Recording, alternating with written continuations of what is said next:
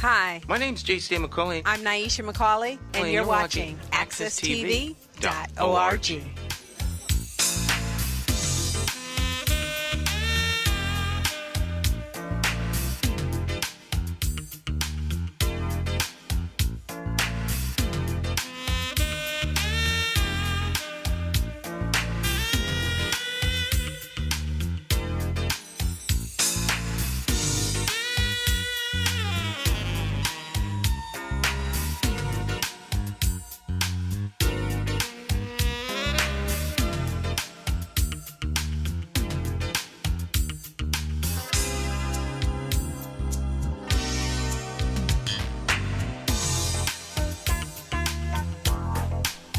Okay, my friends, it's time once again to get our talk on. It's Morning Talk with me, your host, J. Stan McCauley, along with the champions of talk. This morning in Studio 1A, we have Cacique in the house. Morning, brother. How are you? Stan, I'm doing wonderful, man. It's just been a great day already. So I'm really happy to be here. And good morning to all our listeners and our viewers, and blessings to everyone. Have a great week. Have a great day. Make the best of your day, family. Absolutely. We got you listed as the community analyst. Community analyst. That means you are in touch, knowing exactly what's happening in and around the greatest city on earth, New England. It's rising star, Hartford. I agree. I love our city, Stan. I think we have so much talent here and so many good people here that want to do the right thing. And we just, we want to create that opportunity for them. So what's happening, brother? Well, Stan, as you know, the main thing for me is always going to be, education and the way that, these politicians are moving, how they're doing stuff. And now, we have this election coming up, and so many people are allegedly running. Some of them are candidates. We've mentioned some, and I'm gonna jump right in, Stan. I'm just gonna tell you, I've seen that announcement by Eric Coleman. That brother need to stay home, man. He look old, tired, and haphazard, And, for me, and it's no disrespect. I'm just calling it like I see it, right? That's what we do. It's morning talk. We hold no punches, and as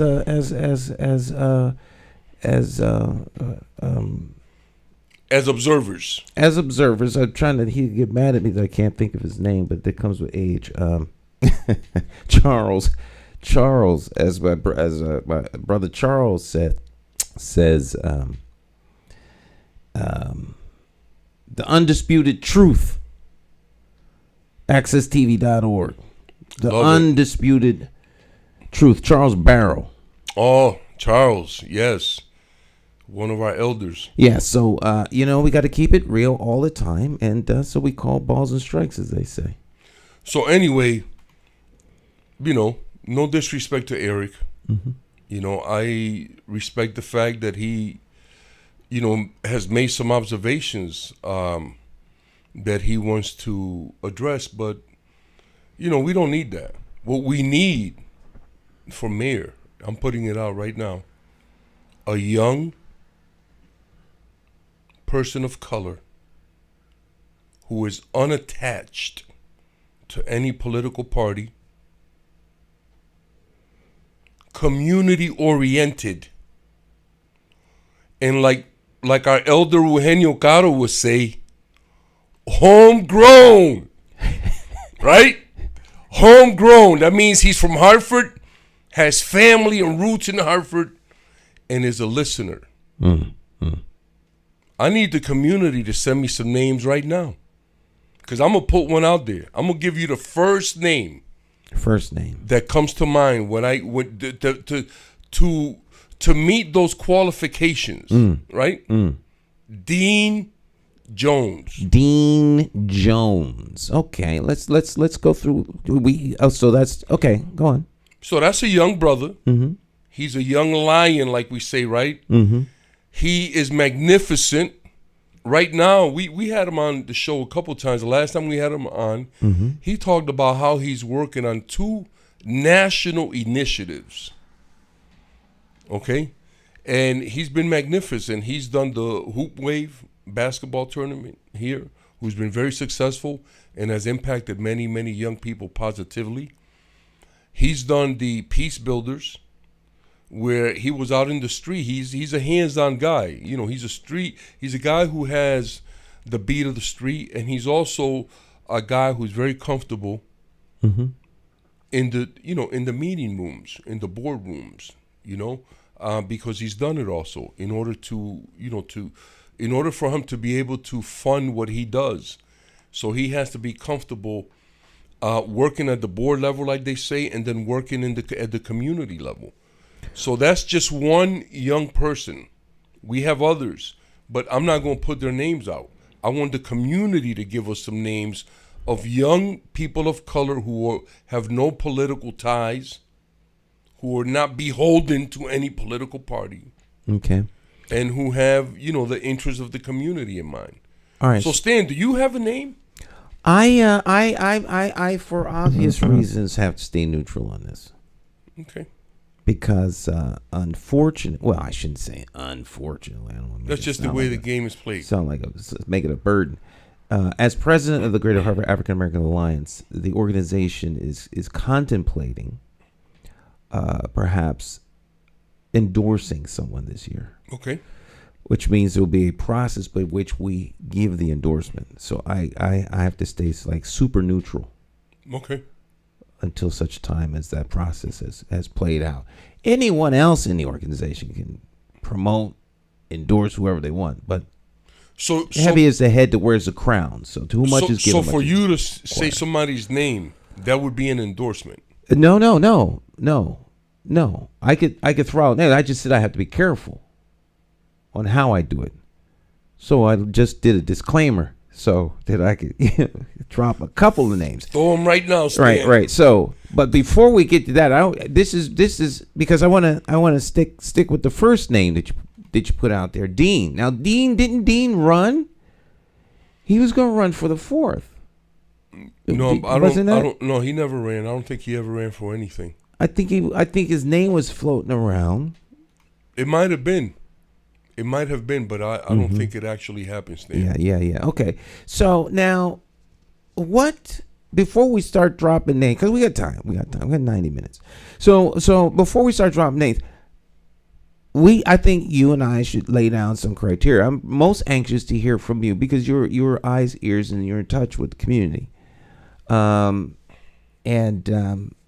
I know this to be true. Because the day of or the day after the event in East Hartford, you told me exactly what happened. And I had someone doubt. I said, don't doubt Lou. Don't doubt Lou. Cacique. Don't doubt him. So, and it was spot on. I knew that already, but someone had questioned it. So, you have eyes and ears, as they say, fingers in many pies. I got to be honest with you, Stan. I don't know if that's even remotely true. I think it is. Because what I do, Stan, is I just make observations. But Lou, you got and then I make Then I make comments. Right, but you have based on those observations. You can't make a comment on something that you haven't observed, and so to make a comment about a thing, you must be near a thing, around a thing. Yes. From community chess games to backroom decisions for the next superintendent. That's pretty roundabout. But I got to tell you something, Stan. And this is going to sound, maybe it's going to sound crazy to people. Mm-hmm. And a lot of people are, whatever, I don't really care, But, a lot of the stuff that I get, Stan, I do make observations. Mm-hmm. But the decisions that I make to speak on things, a lot of times are, messages that are from my ancestors. Mm-hmm. They compel me to say things, because it's important from our perspective, from the regular folk. I'm a regular person. I just work for a living, or, whatever I do, right? But I know how things impact me. The decisions that politicians and bureaucrats make, I know how they impact me. And if they impact me like that, then they're going to impact all the other so-called regular people out there the same way. I agree with you 100%. Now, my stated, it doesn't matter to me who's running. I have to always pause, because I have to wheel it in, and I become hyper passionate about this. They're applying for a job. They want to work for me. I don't see it the other way around. I love the way I'm a constituent. I love the way you roll that out, brother. I'm a constituent. I'm at the top of the political food chain, not the bottom. Stuff doesn't roll down to us; it rolls down from us. Yes, and that only becomes actualized when the constituents demand nothing but the best. So these guys are all applying for a job. Period. Yes. Period. Yes. But there are factors in the job. Just like anything. If you want to be a welder, do you know how to weld? What is acetylene? What is oxygen? I mean, some basic things. What's TIG welding and all this other stuff. So the person wants to be mayor. What do you think are the qualifications to be mayor of Hartford? What would you say? I mean, because the community component to me, it's an important component. It's like you look at the job resume and it says, must have an associate's degree, a bachelor's degree, a master's degree. There's certain things associated with that, or equivalent experience. Sometimes they'll say, must be a PhD. So what must one be in order to be Hartford? To me, community is one of those degrees, maybe like associate.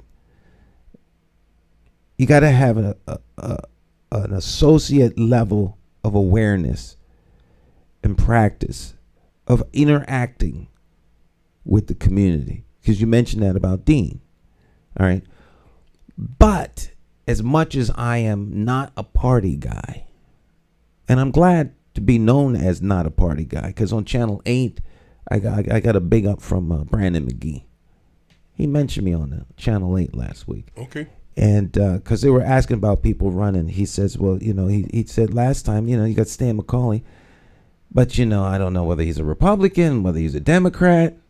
That's good. I take that as a badge of honor. That's excellent, brother. Because folk don't know what I might do. That's a feather in your cap, like they right. say. I want to always be, what am I going to do? You won't know till it's done. Right.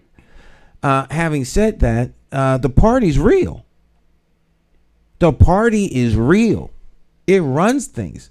So my question to everyone that's running, and you to a degree now, is how do you navigate the concerns of the community while navigating the demands of the party that puts you in office?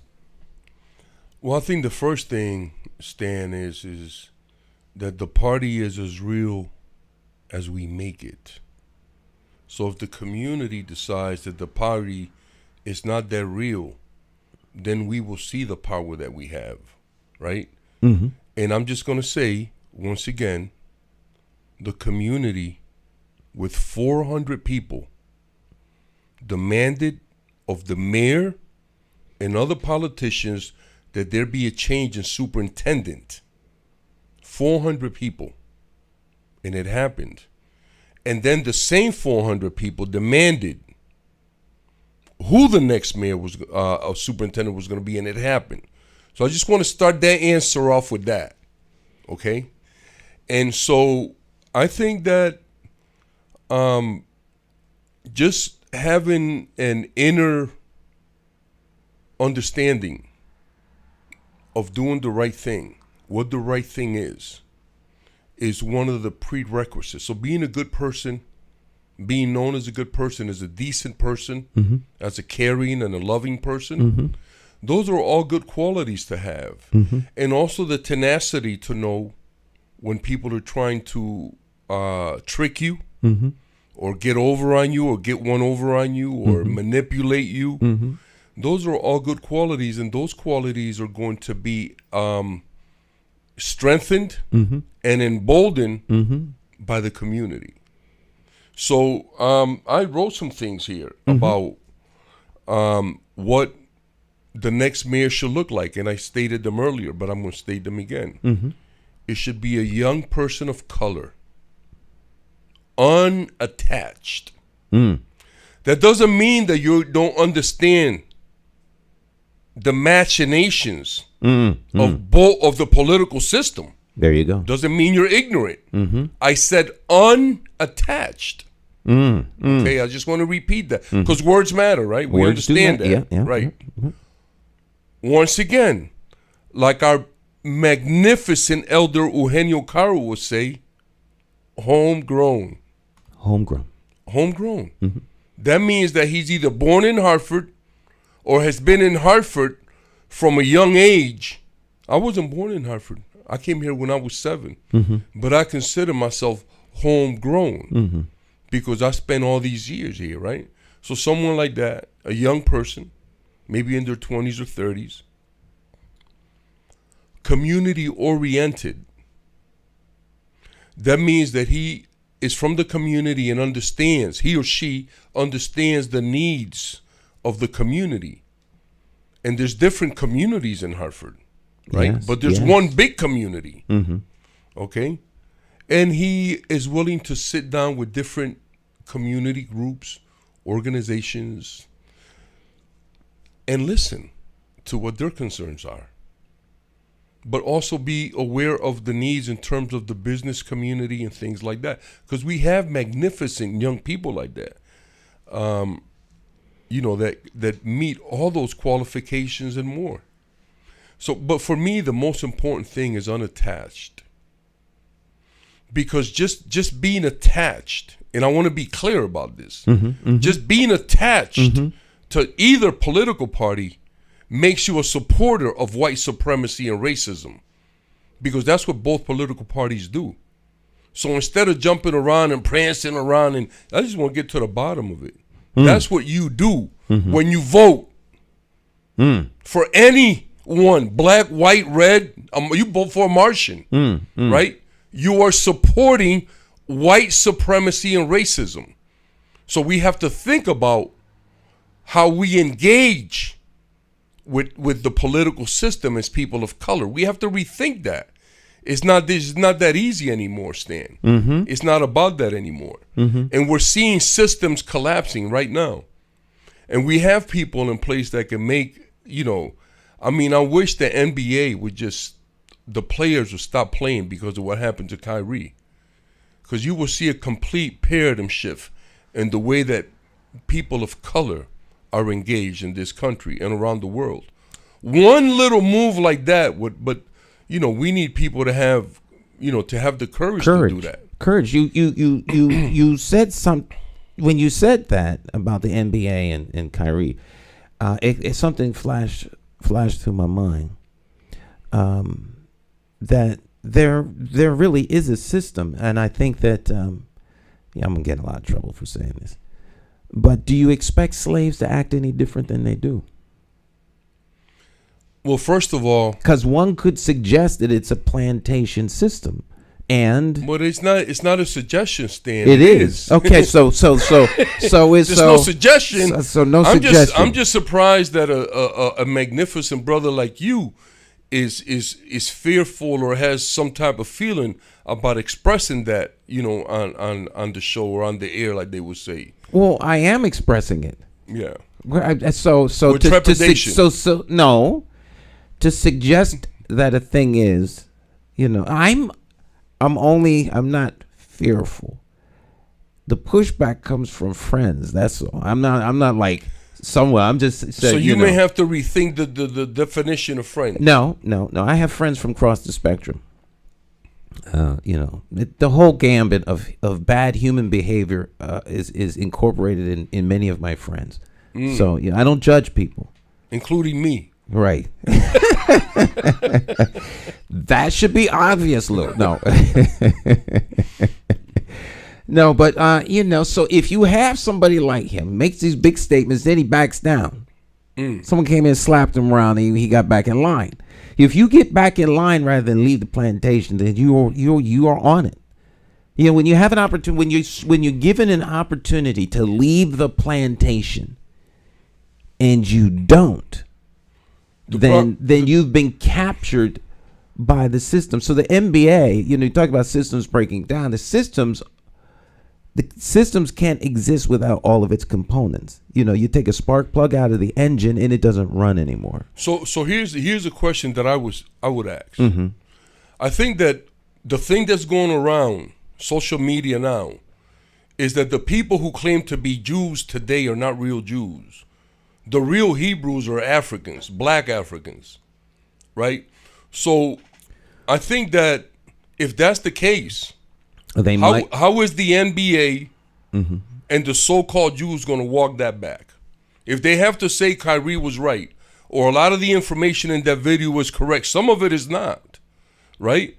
But say that some of that information is correct. How does the NBA walk that back? How do you take back the 5-day or 10-day suspension? Well, so what happened to Kyrie happens to a lot of black and brown people. No, right? No, I decided, right, but I decided, brother, when I was in New Britain, when I was in Hartford, right? I decided that I was gonna, see what the people was gonna do, and I had no support from black or brown people in Hartford, right? When I was in New Britain, it was the same thing. I had no support for black and brown people. And the same people that you talking about is going to be upset with you about saying that is the same people that refuse to support me. So I understand why Kyrie did that. I just walked out, right? He had an opportunity. You're right. Kyrie had an opportunity to say, and he didn't because he had no support. There isn't one NBA player that supported him. One. Right, but he doesn't need support. You didn't have any support. Right, but Stan, I had things in place. Right? I was in a position where I could walk off my job and not worry about what would happen financially.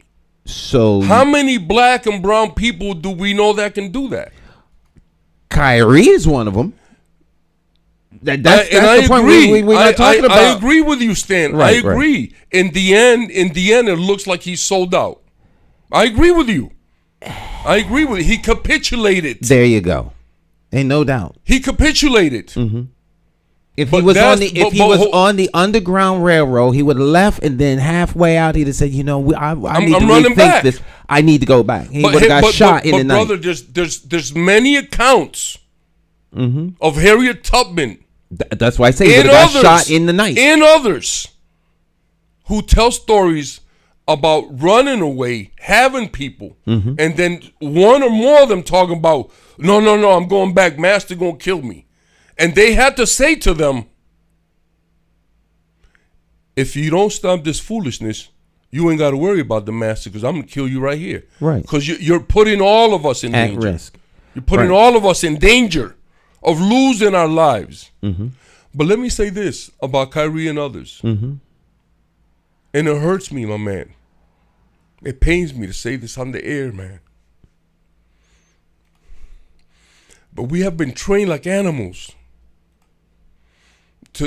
That's our response, right? But brother, remember, when our people were on them slave ships, many of them chose to jump into that ocean, right, than to live this life. So we have been trained like animals, brother, to run, and when we're caught, we're forced to capitulate. Because that's what happened to Kyrie, brother. Kyrie ran away from the plantation. And when they caught him and they whipped him, because that's what they did. That's what social media, that's what the press, that's what black people did. Right? They beat him in public. And he had to say, Master, I'm sorry. Well, see, no. That's exactly what happened, brother. No, yes, brother. No. But that's how he got to play again. I understand that's how he got to play again. However, he made the conscious decision. As you aptly stated, many jumped into the sea rather than to be enslaved. They didn't capitulate. He capitulated because he wanted to keep his job, his fame, and his fortune. Bottom line. He could have left. But I don't agree with that. Because here's the other thing that happens. And I've talked about this on this show. Mm-hmm. The way that white people get at us today is two ways. And it's very prominent. And you can see it every day. Mm-hmm. The first one is the denial of access. And our great teachers, John Henrik Clark, Benjo Cannon, Brother Abdul Muhammad Sr., Brother Mudaris Jihad, they all teach us this. They deny us access is first. That's the one. And then they criminalize us. And that's what happened to Kyrie. That's what happened. So I was different. I was in the same situation, right? But like I said, not many people were in my position where you can actually jump into the water because there's a boat that nobody knows about but you. So I had a little something that I can fall back on. You jumped into the boat. I think that Kyrie has more than enough boats that he could jump into. More than enough. He never played basketball ever again in his life. He'd be good. He doesn't need. He'd be good financially. He'd be good financially. But you can't have it both ways. That's all I'm saying. He can't. Brother, I agree. But I'm gonna say this also. Mm-hmm. I don't know. We up against a heartbreak. Okay, we don't know what went into his decision. And I'm gonna stay with that. All right. We'll be right back. Independent thinkers are Puerto Rican, Mexican, Peruvian, Indian, Bosnian, Italian, Irish, Jamaican, African American, European, straight, gay, Nigerian, transgender, Christian, Jewish, Muslim, short, tall, skinny, rich, poor, happy, sad. Some of us hold a PhD and others a GED. And though we may be Democrats, Republicans, or members of the Working Families Party, we all have escaped the plantation of party politics and become independent thinkers because we as individuals are more than a party. You see, independent thinkers come from all walks of life. And the one thing we all have in common is that we love, live, laugh, and learn in the city of Hartford. We are the constituents, and the government of Hartford belongs to us. My name is J. Stan McCauley. I'm an independent thinker, and I approve this message because it's time to stop towing the party line and vote for a candidate you can trust. You too can escape the plantation of party politics if you have the courage to free your political mind.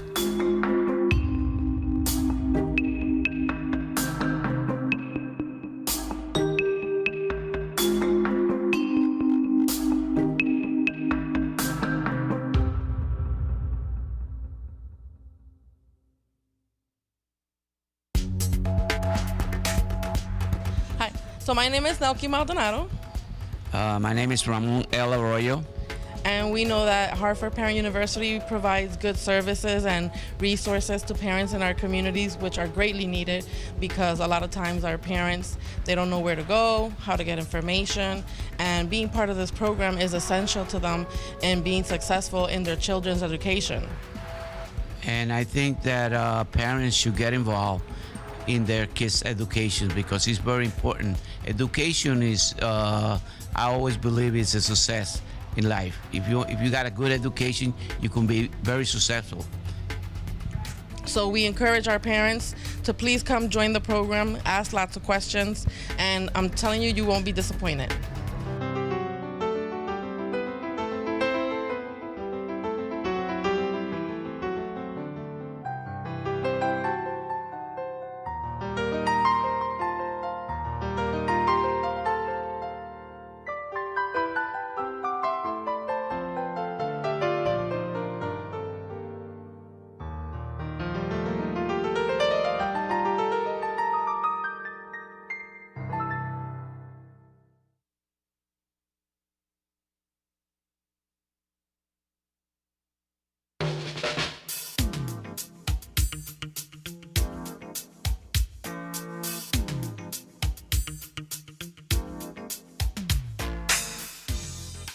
Hi, My name's J.C. McCauley. I'm Naisha McCauley, and you're watching AccessTV.org. Oh, yeah. It's Morning Talk. I'm your host, J. Stan McCauley, along with the champions of talk. Mondays, Jonathan Small is here. We jump to Wednesday. It's Cacique and Dr. Maya Bowen, who is doing some emergency substitute teaching this morning. And then on Fridays, it's Cleo Duke Wright. But every day at 8, every evening at 8, tune in for Morning Talk.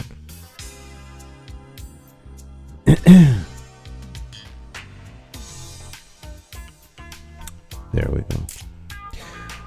We continue the conversation. Drop your comments in the chat if you have any. Let's see. Where's my? Here we go. There we go. There we go. There we go. We're back. There we go. We're good. I got too many mice up here. And you know, Stan, we left off with the comment where I said that we don't know what went into making that decision. And I also want to say, man, that it's very lonely, it's frightening, it's stressful.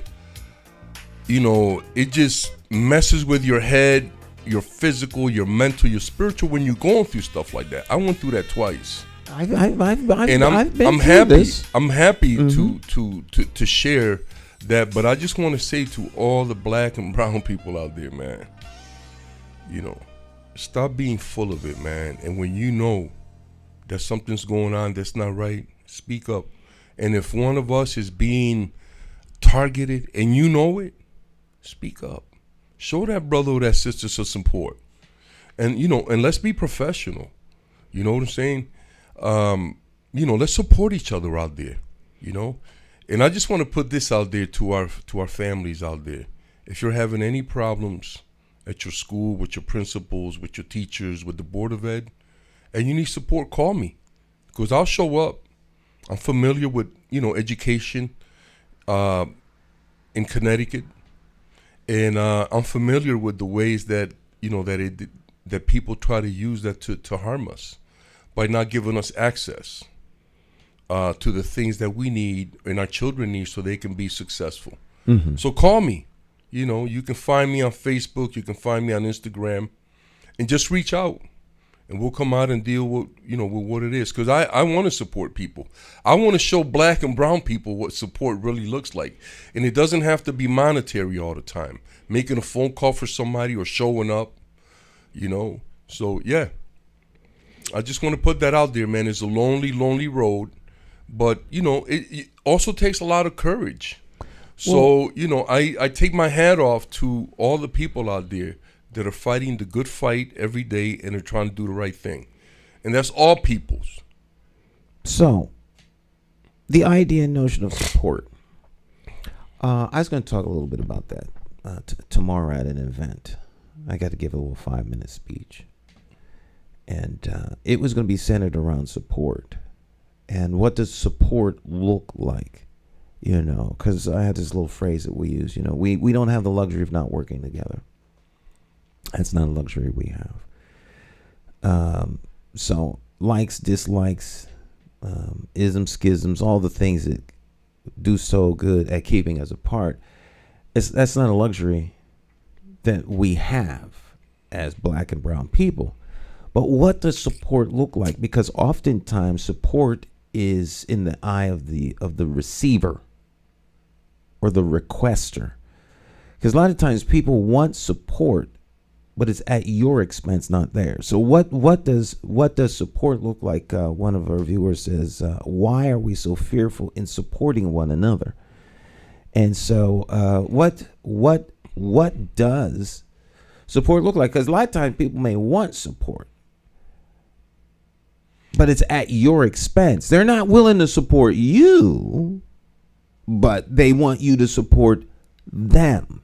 So it's not a mutually beneficial relationship. It's a relationship where you benefit them. So when people that's not support, Stan. I don't think that's support. I don't know what to call that, but support is something that, first of all, it is mutually beneficial to both parties. Absolutely. Because, for example, me supporting you today could lead to big benefits down the road for me. And I'll give you an example. Mm-hmm. When I was in Hartford at the Board of Ed, and I wanted to have some talks with the superintendent. She, and this is Beth Narvez, she just came out of her face and said, "I'm not going to meet with the community." Oh, that was her statement. That's a right, and right there, that's that a was career ender. Right, and well, you know what happened, right? That's right. How you not going to meet with and the any community? politician or bureaucrat that's listening, listen to what Stan said. Coming out of your face the wrong way to the community is a career ender. In that town, at least. You can go somewhere and work because they may not know about you. But when that story catches up to you, you're going to be going somewhere else. And I think that's why so many superintendents and those jobs like that are so transitional. Because you commit some chicanery here, and then you can go to Omaha and work. But when that chicanery from here catches up to you, then you have to leave Omaha and go somewhere else. So that is a career ender. So anyway, support is this. When I was in Hartford, and my hats off to Minnie Gonzalez and Edwin Vargas and Angel Arce, because they were politicians who did what nobody else has done in Hartford. I never seen it. They went out publicly as elected officials and criticized the superintendent and criticized the mayor for not getting rid of the superintendent. So my hats off to them. It's one of the few things that I think that they've gotten correct in terms of community. Mm-hmm. So, but support looks like this: when the community comes to you as an elected official, let's say, people from the community come to you and say, "Stan, you're the representative in this district, and we have a concern with the police chief. We don't like the way he's doing things. There's some racial undertones and overtones to the way he's doing it. Whatever." And then you say, "Well, I can't do nothing about that because he works for the mayor." Then you're not being supportive of the community because you're not at least bringing these concerns up to the mayor, right? That's one way that you can support people. Another way is when I was in New Britain and I said to the superintendent, there are 5 mental health workers in a clinic at the high school, mm-hmm. and none of them speak Spanish. And 90% of your students and their families are Spanish speaking. She said to me, "They don't work for me." Then you're not being supportive of the community and your students and the families that you're supposed to work for. Like you always like to stay stand, they work for us, right? Right, so right, absolutely. That's one way that the superintendent could have been supportive of the community. Another way that her staff that were there mm-hmm. could have supported me in the community, because I'm supporting the community. They could have said to the superintendent, "Well, we have to call them and see if they can change that," instead of digging their feet in and sticking their head in the ground like she did, right? It's another way that people will support. Another way that workers, staff, teachers could have been supportive of me and the community and themselves is by saying, there's a lot for what Mr. Delgado is saying, or there's a lot for what Cacique is saying. Mm-hmm. We have to look at that instead of watching these people try to tear me down, because I'm speaking up for our children and our families. So that kind of support stand is beneficial to me and the community, right? Mm-hmm. But it's also beneficial to the people who support me because we're trying to make some changes in the way that things are done. So that's some ways that support looked like, and there was no money involved in any of that support. Okay, I so- just want our viewers to know that support doesn't always have to be monetary. It could be many times, but there's a lot of ways that people can support. Oh yeah. I see support first and foremost as a non-monetary action. When I talk about support, I'm never ever thinking in terms of money. I like the way you rolled that out in terms of what support looks like. So then, why are so many people fearful? And that's a great supporting? question by the viewer, Right. and by you. It's Now that we understand what support looks like. that's some of the ways that support looks like. So I just want to give maybe one or two more examples. Yep. So people watching this show not only support the show, but they also support some of the narratives that are being rolled out here. Right. And that's support. So the reason that many or most black and brown people don't support is look at what happened to Kyrie Irving.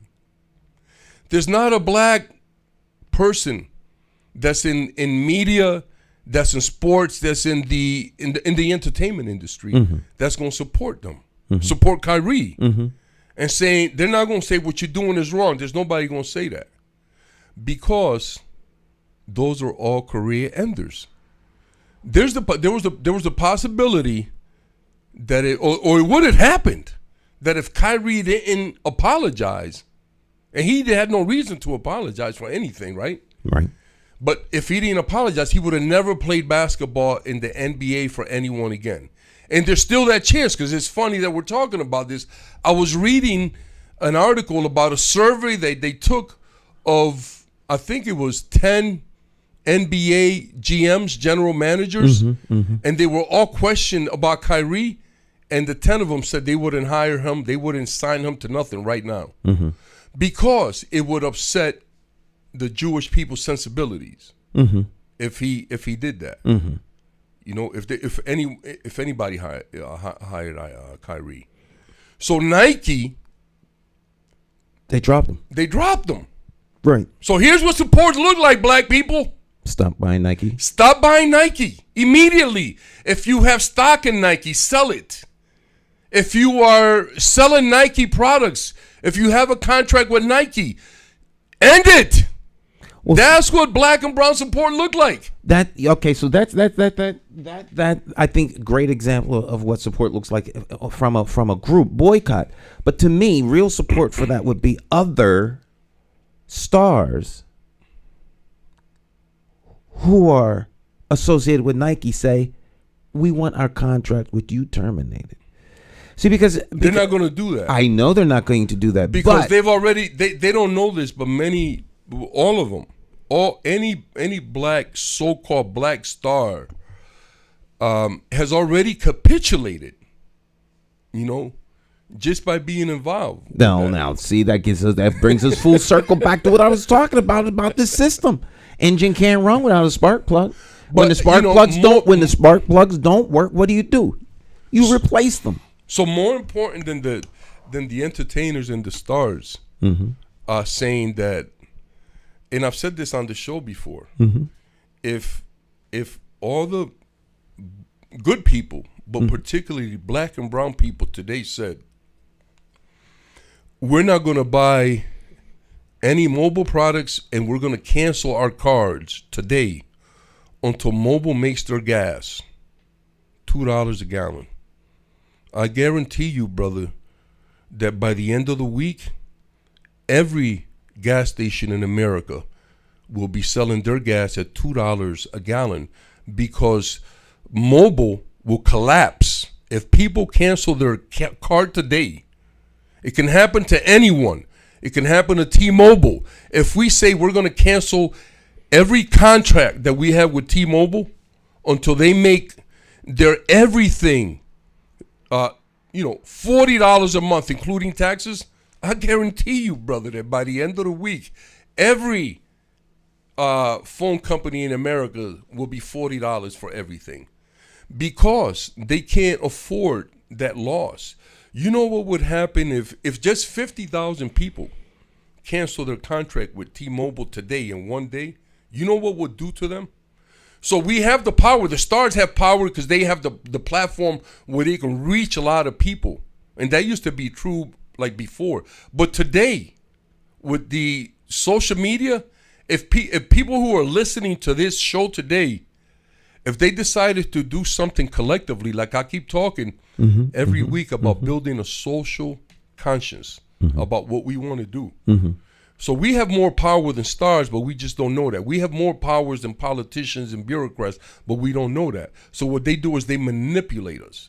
So I want to share a word with the audience today that has probably been in everybody's vocabulary their whole life. But today they're going to think about it in a different way. And that word is spell. A spell like in cast. Most people are under a spell.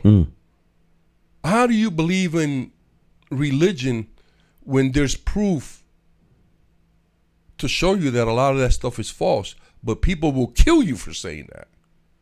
For saying, look at what for happened. The statement that you just made? Yeah. Yes. Look at what happened to that brother for writing the Islamic verses. I forgot his name now. But they put a death threat on him. Fatwa. Huh?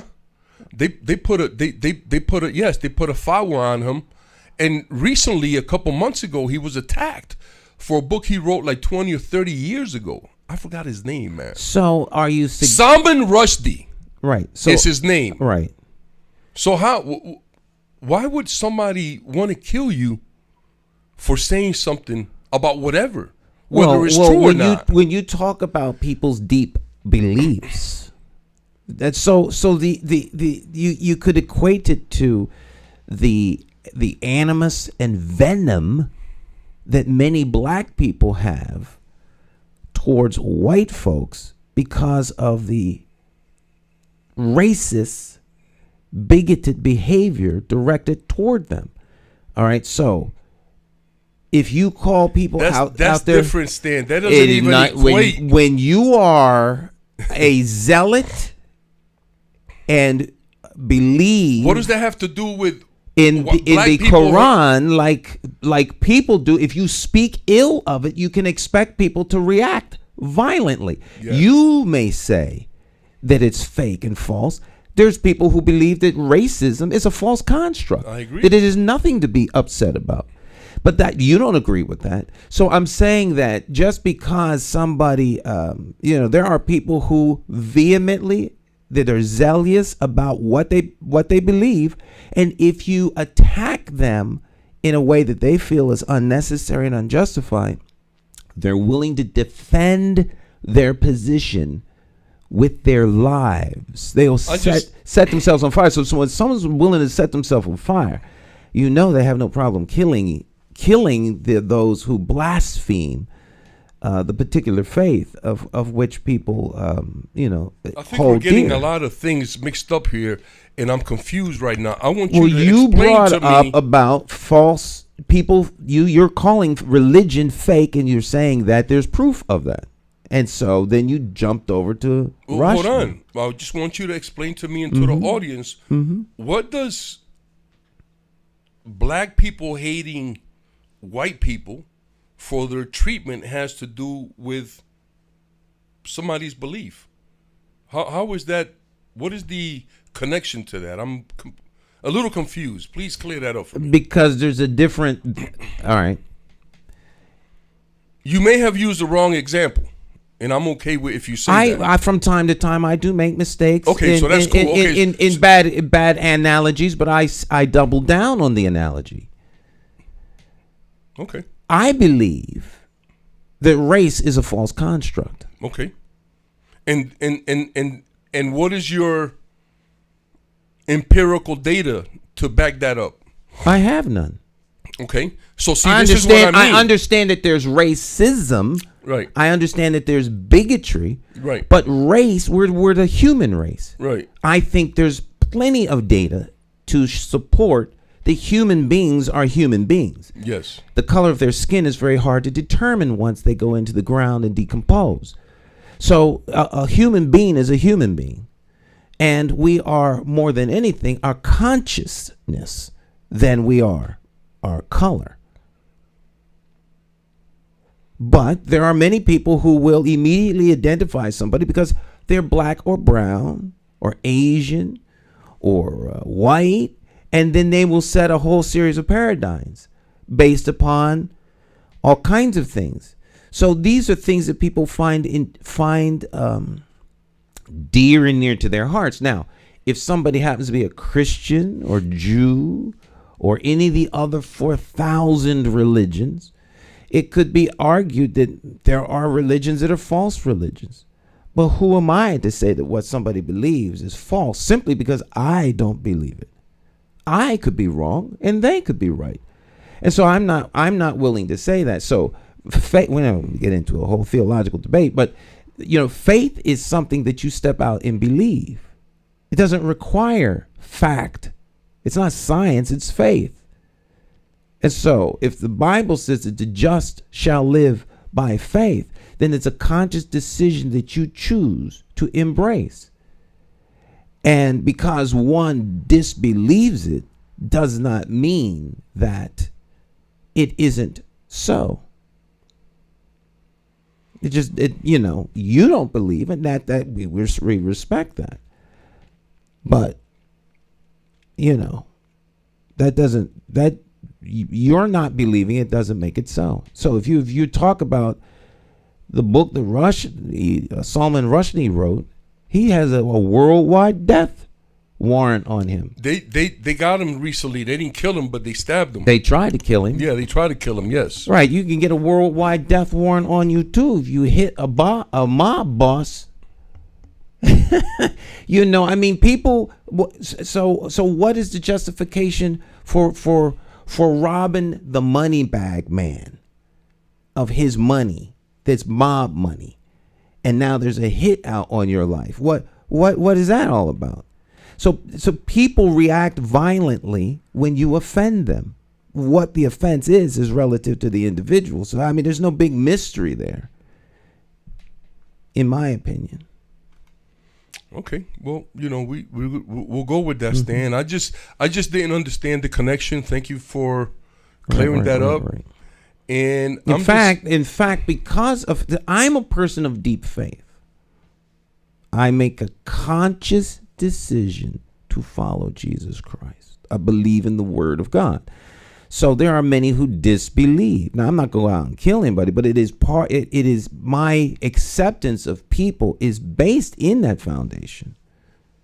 Because everybody is the same. All have sinned and come short of the glory of God. So there are none that are righteous, not one. So we are all in deep need of redemption and salvation. So I treat people like they're better than me. Who am I to make a judgment on the character of an individual? And so that's just who I am. And I'm not imposing that on somebody else that they need to accept my consciousness. I think that in the marketplace of ideas, you put the ideas out there and then people can choose for themselves. I respect everybody's choice to believe or not to believe. It has nothing to do with me. So it's like, I don't know, being gay. I respect people who are, who choose to identify, you know what I'm saying? Because it has nothing to do with me personally. As as a person, it doesn't impact me,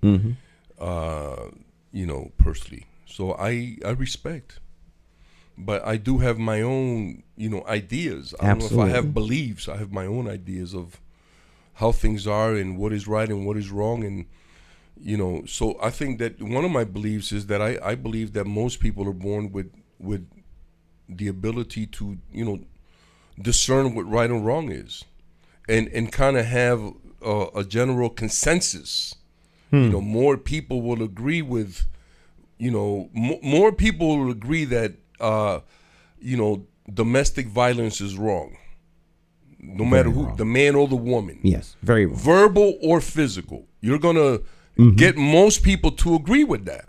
I would hope so. Right. But, you're going to get some people that may say that, hey, that's none of my business or whatever, however they characterize it, right? Mm-hmm. So I think that one of my beliefs is that most people are born, with the ability to discern what right and wrong is. And that is something that I believe in, so that's one of my deep beliefs. So when I see people doing things, I think that they do it by choice. I agree with you 100%. Everything is choice. We make conscious decisions. And so learning because there's deep knowledge in everything, Stan, and I talk about this, right? So there's superficial knowledge, and there's knowledge to that, under that, and there's knowledge under that, and knowledge. You know what I'm saying? And so it comes back to the beginning in everything. So we have to be appreciative of that. That we have the ability to make choices, and being respectful of those choices, as long as they don't hurt you or your family or your community, is fine. Yes, as they say, your right to throw a punch ends at my nose. As long as you didn't throw one first.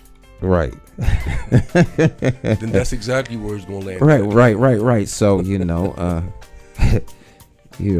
one reaps what one sows. If you throw a punch and it hits my nose, then there may be another one coming back. That's right. And you can't be mad about that. No. So, all right. Well, morning talk. A lot of stuff in the comments here. We are more conscious than coal. C-O-L-E. Like that. I'm not sure I understand that. It could be a misspelling. Okay. What they used to call a typo. Okay. A typographical error. That could be. And I'm sure she'll clear that up. What does a successful 2022 boycott look like? Well, first of all, 2022 is almost over. So whatever boycott y'all got planned, you better roll that out today. And I think that a successful boycott in 2023, the community has to put pressure on the stars. And so we have, hold on real quick before we go on break. I just want to say that we've had a lot of people that have not capitulated and came back on their own terms. Dave Chappelle walked away from $50 million. Absolutely. He said, I'm not doing a woman's thing. And there's a lot of good stuff about how there's a lot of scientists, right, that have manipulated things and systems. Right. And I think people hold that thought. Okay. We'll be right back.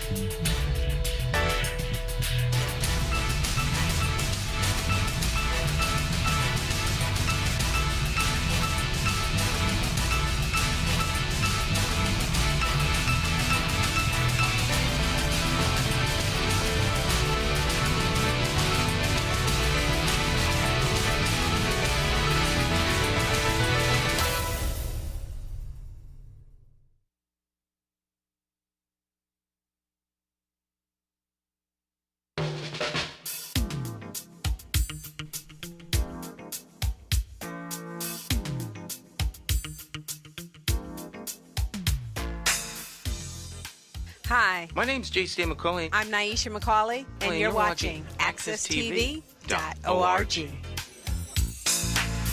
Oh yeah. Oh yeah. Dave Chappelle is the man. Genius. Comic social commentary genius. So Stan, I would agree with that.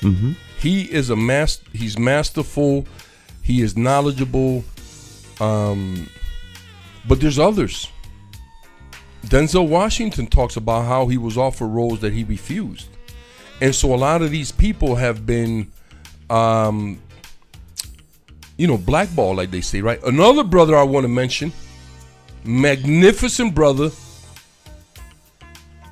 Craig Hodges, Chicago Bulls, gave President Bush a letter, never played in the NBA again. He gave him a letter about how black people were treated and how he can help. Handed him this letter.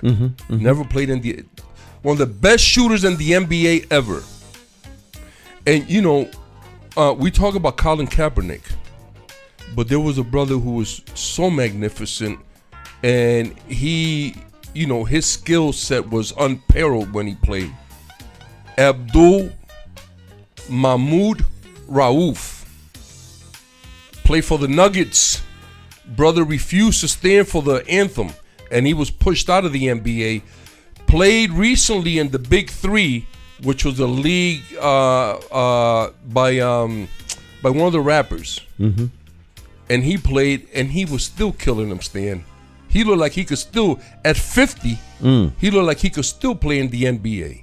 And this brother was also blackballed. So we've had brothers. How about them brothers at the Olympics? They had their medals taken from them. Tommy John and the other brother's name evades me right now. But so we've had people all along who have not capitulated. We've had excellent. They lost their careers. Well, see, to me, that to me becomes the defining factor. When you have examples of people who stood up, that disqualifies those who have arguments for why they didn't and don't. We understand it's difficult. We understand that you make a sacrifice, but you didn't stand up, period. Then there's no wishy-washy back and forth with that. Not only did Dave Chappelle do his stand-up thing and took out all kind of heat, not only did he walk away after the whole Kyrie Ye thing, he went on Saturday Night Live and gave a master class on how to talk about any issue. He killed them. Killed them. And crickets. They're not going to say anything about him. They're not going to say anything. Because if they do, he will double, triple, quadruple down. He's not backing down. He's not backing down. And that's what we need to have. See, until people stand up and then double down, have that. Well, if you want to come for me, fine. Give it your best shot, because you're only going to get one. Make sure you don't miss. Take me out all the way. Collapse the lungs. Otherwise, wrath rolls back on you. That's the way. That's how you stand up. So that then you flip the paradigm. Instead of you being afraid to talk about people are afraid to talk about you. Well, folk back down when they talk about your people. They back down when they talk about your culture. But that won't come if you don't stand up. And the worst thing to me is to take a stand and then back down. Yeah, that's worse than not taking a stand. Well, but I'm kind of happy that happened, Stan, because it shows other black and brown people what's waiting for them and why you have to have courage. You know what I'm saying? You got to have courage. There's no question about that. Doesn't have courage. So well, Stan, that's why we have to that's why they back down. We have to uplift, and we have to keep in our minds and in our mouths the great ones, because we built from that. You know what I'm saying? We built from that.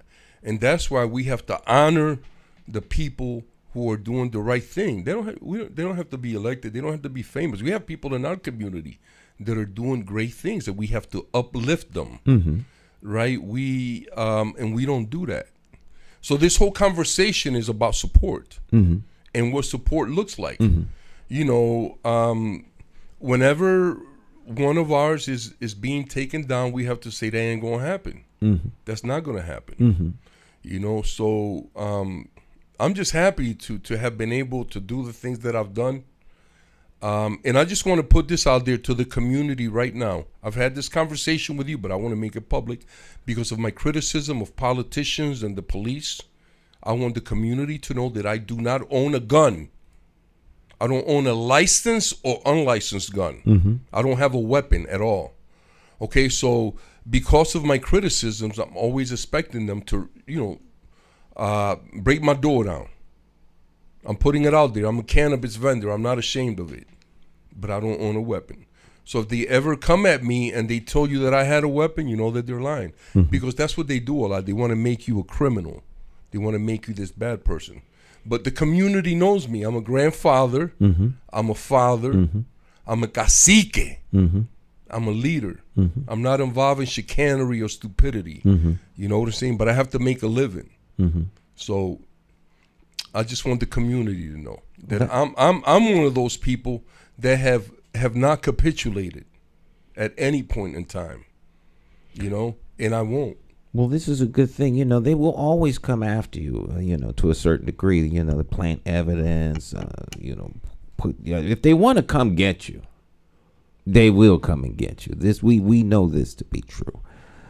More than a few have been taken out, but that doesn't mean different. that you. I have something different than most people, and Kyrie had it, but he didn't use it because he wasn't brought up in it. I have the protection of my ancestors. Well, amen. And they're with me all the time. They're with me right now, right? And that's my belief. You and I are on the same page. I think we articulate it a little bit differently. Walk by faith and not by sight. No weapon formed against you shall prosper. I honestly believe that. To me, leadership begins when you're willing to take a bullet for the people you serve. Yes. To me, that's. But it shouldn't come to that. No, but it actually it should. It shouldn't come to because that. Because the king is supposed to lead the army into battle. He's not supposed to be in a bunker playing power golf in Kenny Bunkport. No. The king leads his troops, and then when you capture the king, the war is over. So if you're going to be a leader, to me, I can only speak for Stan, not necessarily the truth. Of course. Leadership means you're willing. That doesn't mean you want to. It doesn't mean you have to. It doesn't mean that you don't have means by which to defend. But it means that you're willing to sacrifice all for the people. I've heard folks say straight out, I'm not signing up for that. That's not what I signed up for. Right. That the people are actually last. Well, I think that leadership also is different, for me. So for me, and I've been blessed, everywhere that I've been, there's been people sent there by my ancestors to make sure that I was protected. So for me, leadership talks about when a brother like Kyrie, right, when he goes out there and he says what he says and then he's attacked. Leadership now is the community's initiative. It's not his anymore. Once he takes that step or that leap of faith, like they say, right, the community has to be there. And when that doesn't happen, then what we see what the outcome is, right?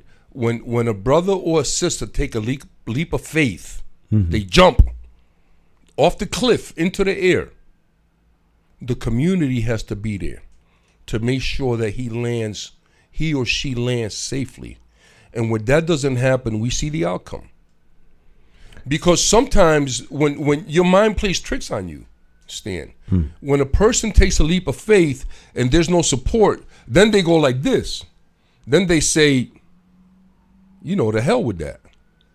I'm taking a leap of faith, not just for myself, for a lot of people, because I don't have to. I'm in a position where I don't have to take a leap of faith. I got money. I got fame. I got whatever. Well, so when they do that and there's no support, they say, wait a minute, hold up. I, If they're not going to support me, then I'm not going to support them. That's weakness.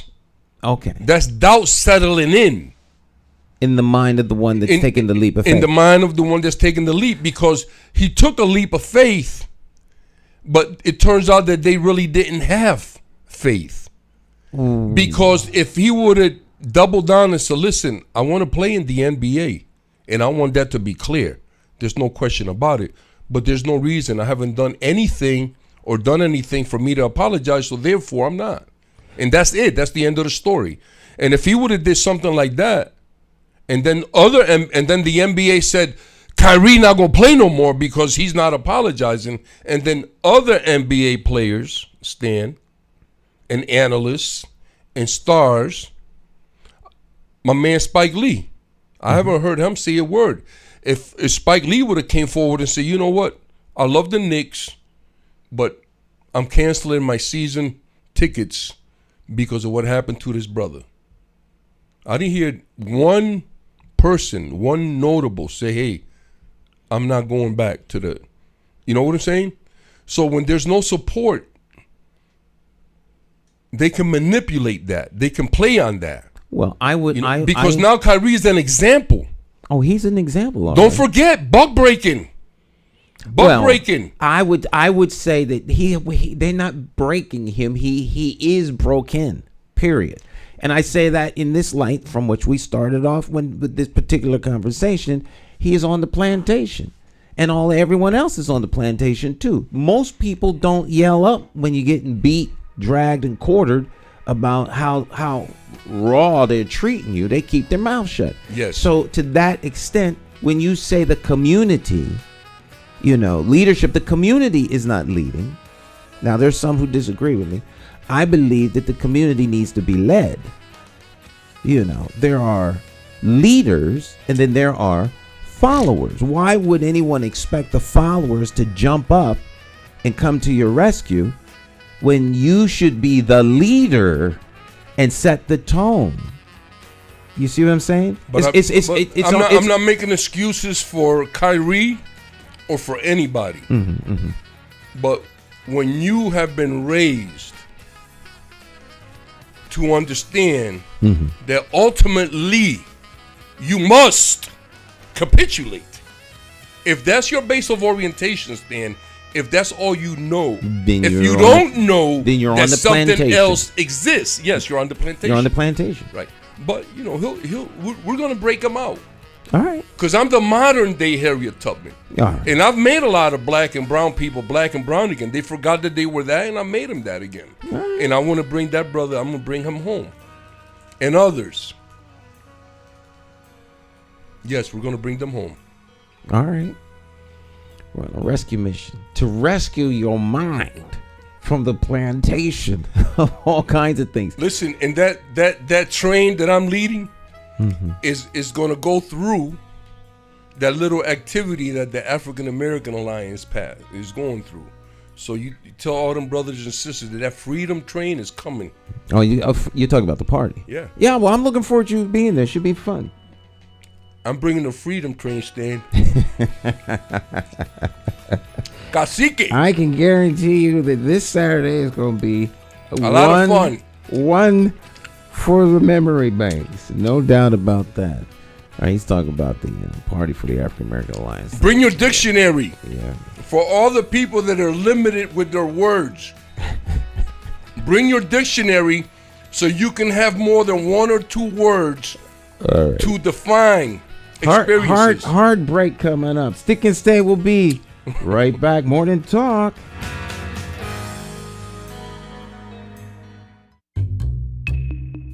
How do you define evil?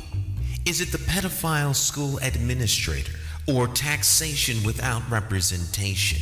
Is it the gatekeeping community leaders who sell out the very people they are fighting for? Or is evil the politician that puts out lies and takes in cash? However you may classify evil, having to choose the lesser of two evils still leaves you with evil. No wonder so many people don't vote.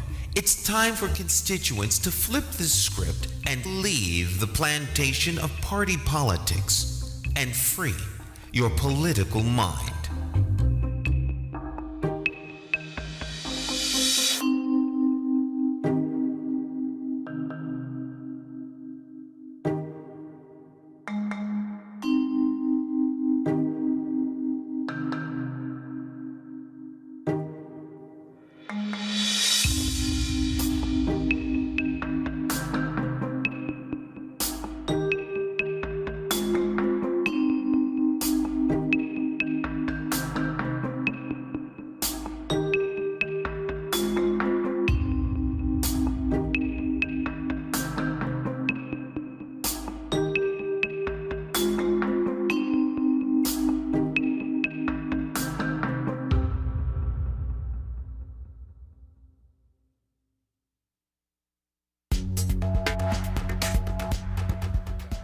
Good afternoon. My name is McCauley Tete.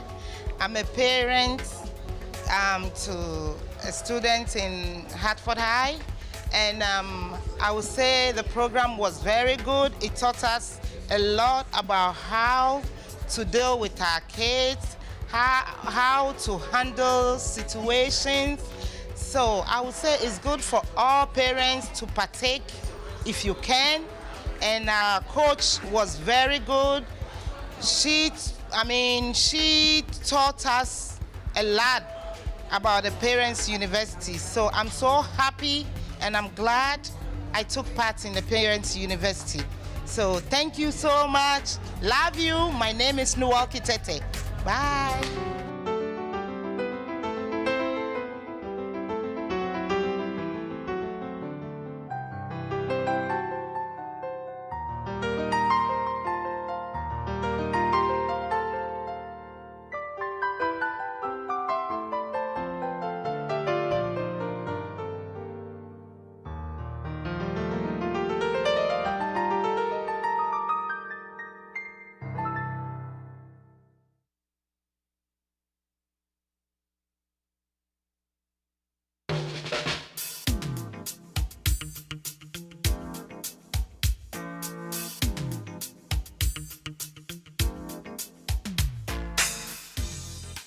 Hi, My name's J.C. McCauley. I'm Naisha McCauley, and you're watching AccessTV.org.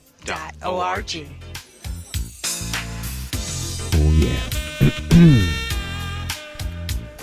Want to remind you, every morning, 8 o'clock, 7 days a week, it's Morning Talk. Be sure to tune in, and always stimulating conversation. Great guests, and just great time. And then those of you who are so inclined, night times at 10, mornings at 10. Light Switch Victory Television Live. Welcome back. Welcome back. Hey, Stan, and real quick, man, I just want to say this, that, you know, whatever comments I make on this show are not meant to offend or hurt anybody. I'm just interested in spurning conversation. I don't want people to think like me. I just want them to think. And you know, I just want to say that to make sure that people understand where I'm coming from. These are conversations that need to be had, as uncomfortable as it may make some people. We need to put things out in the open. So thank you, family, for understanding and for your support. We're very grateful for your support. All right. Well, that's cool. He did that on his own. I didn't, like, during the break tell him he had to say something like that, just so the folk know, you know. No, I don't do that, Stan. I don't, you know. Right. I don't want anybody thinking. I ain't nobody's pet. Right, I just want to say that I ain't nobody's pet. My words are my own, and I stand by them. I like that. No anonymous posts. I used to always say that my views, the views of the host, do not reflect the views of those of the network or those associated with the network. They're my own. I own them. You may think they're wrong, but I know they're right. So, you know, I have to maintain that air of arrogance. Yeah. So that I don't. But I don't know if it's arrogance, Stan. I think that in you know, in Texas, they say if you could do it, it ain't bragging. There you go. I like that. So you're doing it, Stan. So you're not being pompous or, bragging or anything. You're just doing your job, brother, and you're doing excellent, man. Oh, I try. Any big ups? Yes, definitely, man. I have some big ups. First of all, I have some big ups for some of our great ancestors that are no longer with us, and I'm grateful to them for opening doors for us, and allowing us access. And remember, we talked about that word, access. That's an important word for us to become familiar with, because we have to understand what that is. So first, I want a big shout out, man, to a great ancestor. She was a good friend of my mom's and my brothers and I, Olga Millie, Puerto Rican woman. She was the first social worker in Hartford that was of a Boricua. And Maria Sanchez was our first elected official. Maria Rodriguez was one of our great, incredible educators here. And then we're going to move on to the great Ella Cromwell, Trudy Merrill, and Ray Montero. Ray Montero was a state rep from Rice Heights. He got my mom involved in politics, and my mom got all her friends involved, in all of her kids and her friends' kids. We all used to, pass out literature in the neighborhood and stuff. So big shout out to them for opening the doors for us to the knowledge of how the political system worked. These were people who faced a lot of stuff, but they were magnificent.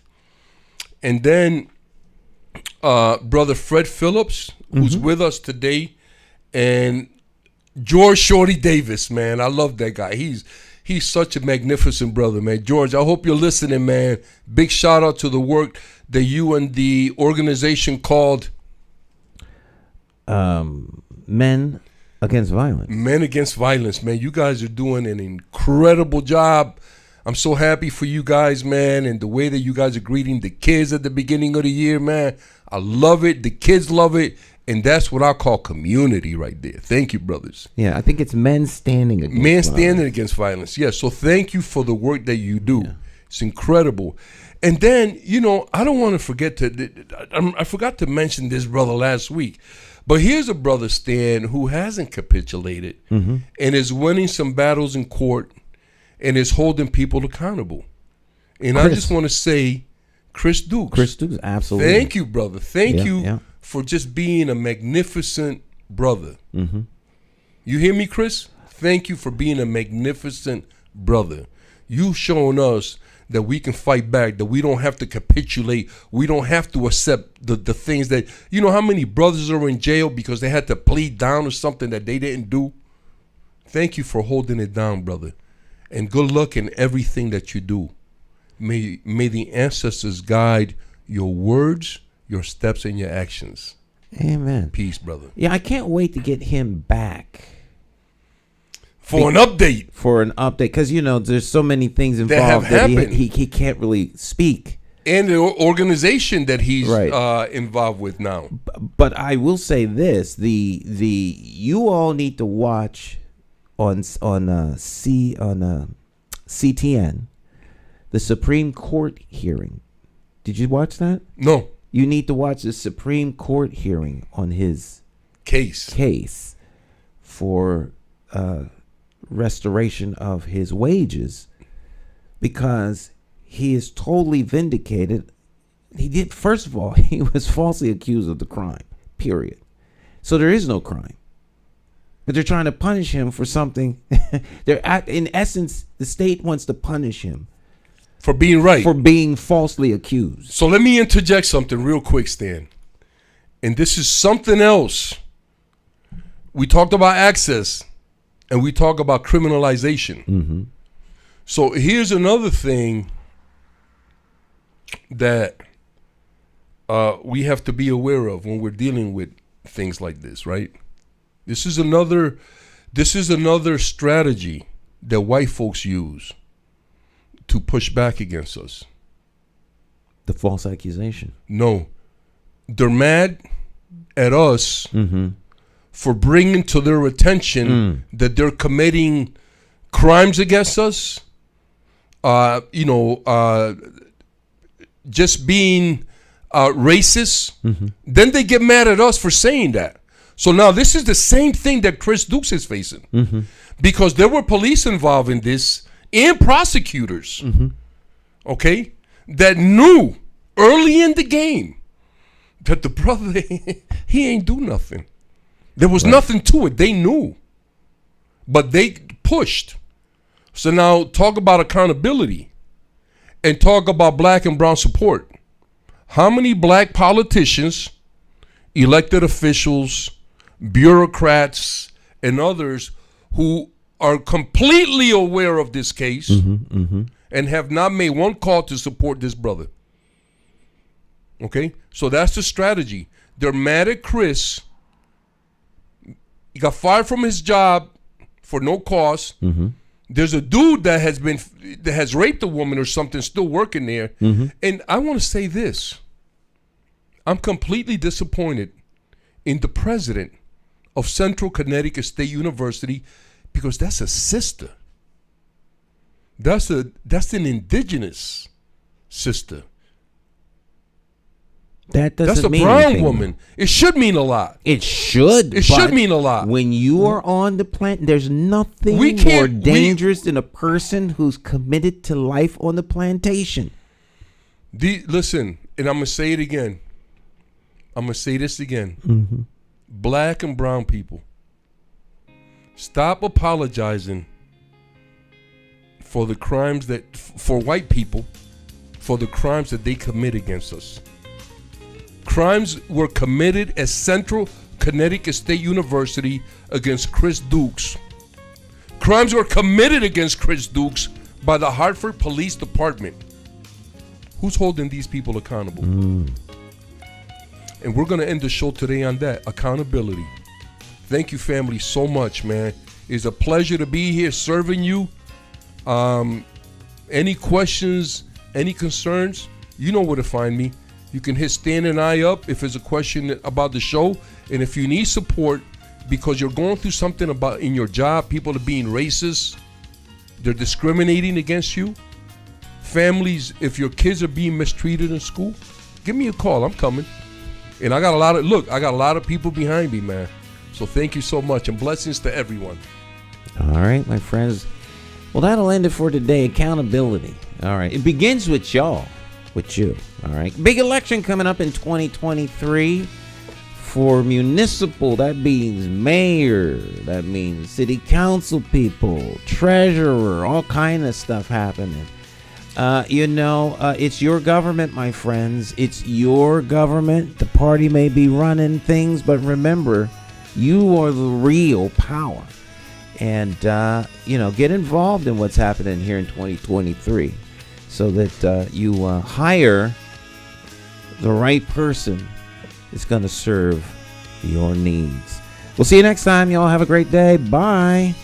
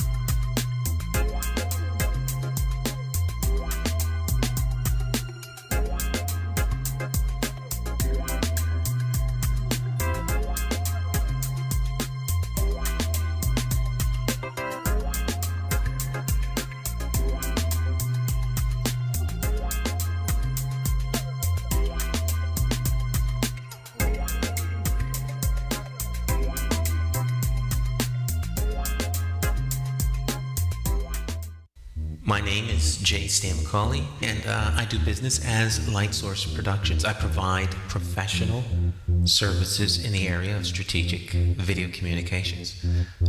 First, what we do is we help you craft your message using what I call the rule of the 5 W's: who, what, when, where, and why.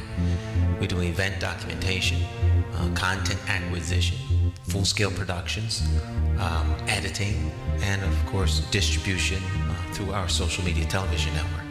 And with social media, video is more important now than it has ever been. Whether you're talking big business, small business, nonprofit, church, or just an individual. Let's say you plan you're planning an event, a wedding, whatever the case may be. But let's say a big event, but no video. And you spent all this time, all these hours to put this event on, and maybe 100, 200 people attend the event. But more important than that is that thousands could attend by watching it on social media. But of course, you don't think about this until after the event is over. You can't afford not to capture it for social media. And despite what people think, I am affordable. Give me a call. Let's plan your next video project and share it with the world on my social media television network. I promise you that you will have the attention of one person, me.